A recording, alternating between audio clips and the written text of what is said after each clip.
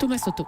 Le vrai faux de l'info de la matinale avec Alexandre Carra. Bonjour Alexandre. Bonjour Thomas. Ce matin, une question. Est-ce que c'est la première fois qu'un président de la République va saisir le Conseil constitutionnel, puisque c'est ce qu'a annoncé François Hollande concernant la loi sur le renseignement? C'est en tout cas ce qu'affirme Jean-Louis Debré, le patron des Sages. C'était sur BFM. C'est la première fois dans l'histoire de la Ve République qu'un président de la République saisit d'une loi qui vient d'être votée par le Parlement. Alors, c'est pas anticonstitutionnel puisque la Constitution le prévoit. Bon, mais alors, est-ce qu'il dit vrai ou est-ce qu'il dit faux, le président du Conseil constitutionnel? Eh bien Thomas, c'est vrai. Une telle saisine sera une première sous la Ve République.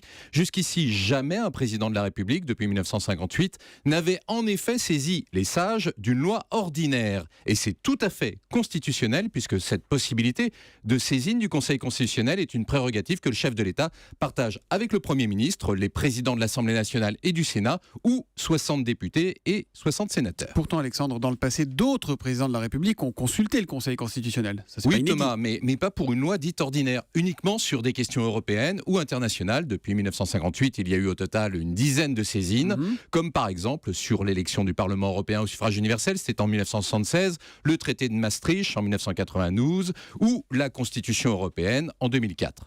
Alors pourquoi, en temps normal, le président de la République ne saisit pas ce Conseil constitutionnel? Il y a une raison? Jusqu'à présent, oui, aucun président n'avait déféré une loi au Conseil, puisque la plupart du temps, le chef de l'État, simplement, dispose d'une majorité parlementaire en accord avec sa politique. Là, c'est parce que ça coince. Voilà. Et quand ce n'est pas le cas, c'est-à-dire en période de cohabitation, c'est généralement les parlementaires de son camp qui contestent les lois devant le Conseil. Mais dans ce cas précis, la loi sur le renseignement, c'est inédit. Cette saisine permet à François Hollande de se poser en arbitre face à un Manuel Valls qui est très offensif sur ce projet de loi. Et dites-moi, quand c'est le chef de l'État qui saisit les sages, est-ce que ça change quelque chose à la procédure? Oui, cette saisine pourrait avoir deux particularités. Si l'exécutif le souhaite, elle pourra imposer un examen de la loi dans les 8 jours et non pas dans un délai d'1 mois, comme d'habitude. Et selon toute probabilité, elle devrait être une saisine dite blanche, c'est-à-dire portant sur l'intégralité du texte, sans mentionner un article précis. Là, je crois que vous avez révisé vos cours de droit constitutionnel. J'étais pas toujours très bon. En tout cas, il fait de la politique, François Hollande. C'est aussi une façon de prendre de la hauteur et de se porter en garant des libertés publiques. Absolument, c'est une manière de compléter, de se passer en arbitre